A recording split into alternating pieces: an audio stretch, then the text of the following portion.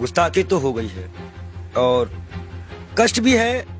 अभी कुछ दिन पहले यही भाजपा के लोगों ने शिवलिंग का बड़ा अपमान करवाया था। अब नबी के सामने गुस्ताखी है, तुरंत नबी के बारे में जानकारी दे दूं मैं। आश्चर्य होगा इस भाजपा को कि आपको चिंता है? चिंता है, मेरे आंख बस रोया नहीं हूँ, बस सब कुछ ये जान लीजिए। आंख से आंसू जो है दब गए हैं और दुख बहुत है। दुख क्यों? मैं ये जानना चाहूँ, एक महंत भी तकलीफ में है। मैं आपको बता दूं, मैंने नबी को पढ़ा है, अल्लाह ने उनको महबूब कहा है। उनका दिल इतना साफ था कि एक बूढ़ी दादी जो है कूड़ा फेंकती थी और डेली उन पर कूड़ा फेंकती थी। एक दिन वो कूड़ा नहीं फेंकी। हमारे नबी ने उनका हालचाल इनके घर गए थे।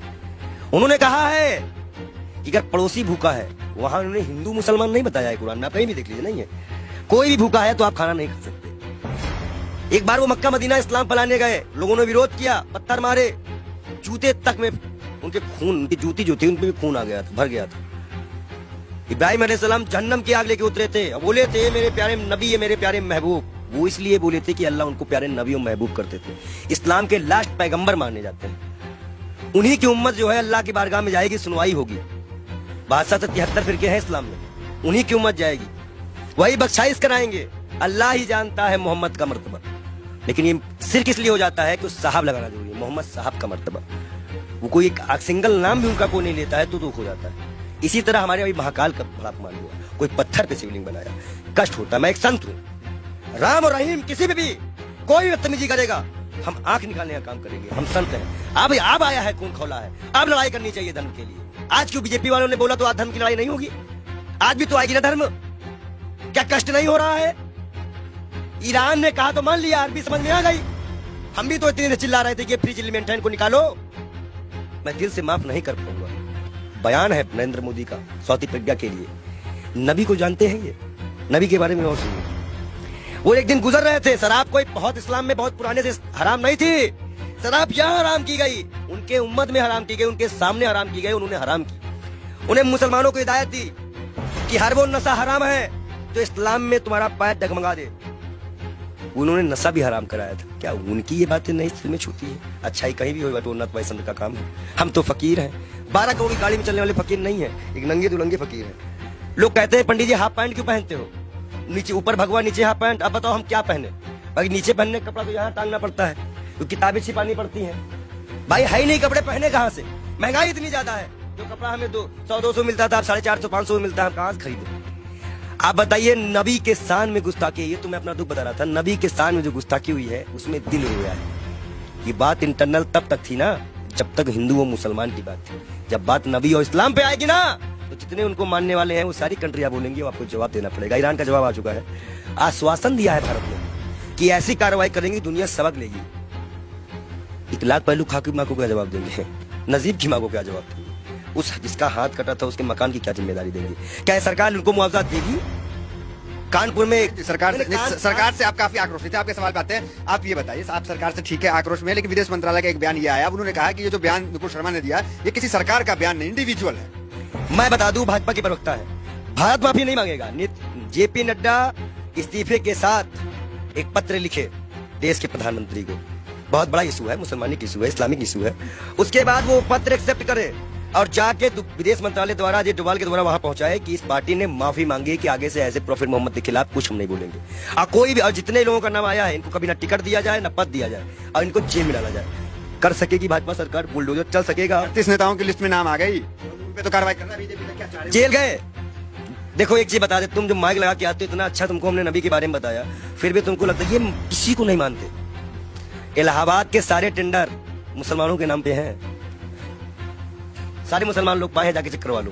आप हमें समझ में नहीं आ रहा। आप एक महंत हैं, नरसिंहानंद भी एक महंत है, वो तो नुपुर शर्मा के खुलेआम सपोर्ट में आ गए हैं क्योंकि हम हैं पूरे साथ। देखिए, दलालों की बात मत किया करिए। अभी पैसे के मामले में फंसा है बेसर, उसको तो हम बेसर में कहते हैं। जो इस्लाम से किसी व्यक्ति को पैसे का लालच देकर हिंदू धर्म में शामिल करवाता है, हजारों करोड़ का घोटाला करता है, और उसके बाद उसी के लोग उसको चोर डकैत कहते हैं। एक सिस्टर है, संत है, उन्होंने कहा कि मैं मीडिया मैनेज की गई थी, मीडिया मैनेज की गई थी। लगाओ जांच, कौन सी मीडिया मैनेज की गई थी? मतलब मीडिया मैनेज होती है, ये उनके संत ने बताया। और सबसे महत्वपूर्ण बात, नबी के खिलाफ एक भी शब्द बर्दाश्त नहीं किया जाएगा। हम ये शर्त भी अपना गर्दन कटवा देंगे। अगर हम शिव के लिए कटवाएंगे तो हम नबी के लिए भी कटवाने को तैयार हैं। नबी के इतना ये कैसे आप हो गए? अरे भाई मैं इस्लाम फॉलो करता हूँ, मेरे पास कुरान है और कुरान में नबी का बढ़िया जिक्र है। अल्लाह ने बताया है, मूसा अलैहिस्सलाम यहूदियों के पैगंबर, ईसा अलैहिस्सलाम ईसाइयों के पैगंबर, हजरत मोहम्मद साहब इस उम्मत के लिए। सब हमें पता है, हम पागल हो रहे नहीं है, हम इस्लाम को पूरी तरह से स्टडी करे हुए हैं। और मैं मुसलमानों को बता दूं, मैं तू वीडियो दिखा दूं, जरूरी है। तो ये कहा जाता है कि पंडित जी पक्ष पर। इस्लाम को आपने पढ़ा है तो लोग कहते हैं कि तलवार के बुनियाद पे इस्लाम जो वो फैला है, तो इसमें क्या कहेंगे?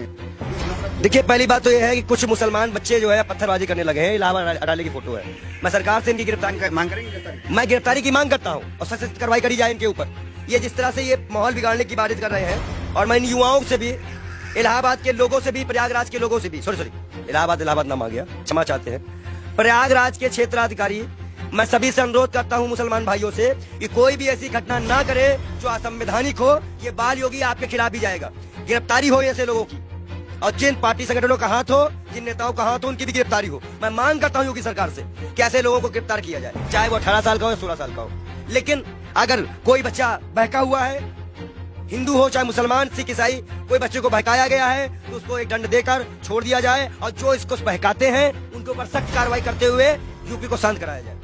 ये बहुत बुरी बात है कि मस्जिद से निकलते ही पथराव चालू हुआ। अब बच्चे पथराव कर रहे हैं पुलिस पर, ये साफ दिख रहा है, ये गलत बात है, इसका हम विरोध करते हैं। अब आप मत कहिएगा कि हम मुसलमानों का विरोध नहीं करते, हम बराबर विरोध करते हैं हर चीज का। हर वो व्यक्ति दोषी है जो नबी के सामने गुस्ताखी करे, महाकाल के सामने गुस्ताखी करे। अभी आगे नबी की शान में भाई, नबी की शान में भाई लोग कहेंगे कि ये संत नबी की शान में कसीदे पढ़ रहा है। महाकाल के बारे में भी हम बता रहे हैं ना, महाकाल के भक्त भी है कि महाकाल को भी अभी सड़कों में किस तरह से अपमानित किया गया। नबी के बारे में बोला जा रहा है।